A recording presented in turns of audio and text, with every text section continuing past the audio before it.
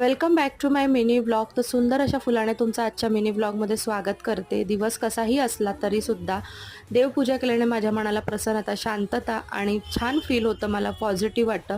5-6 दिवस झाले ते देवांची पूजा काही झाली नव्हती. सकाळपासून तब्येत इतकी खराब होती तरीसुद्धा म्हटलं चला देवांची पूजा करून घेऊया. तेवढंच काय तर आपलं मन प्रसन्न होईल. लोलोला नाश्ता भरवला आणि तब्येत खराब असल्यामुळे सकाळी गोडाचा शिराच केला.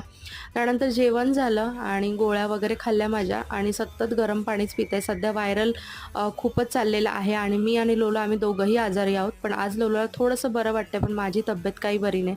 तरीसुद्धा संध्याकाळी म्हटलं चला मुलांसाठी आणि माझ्यासाठी नाश्ता बनवूया.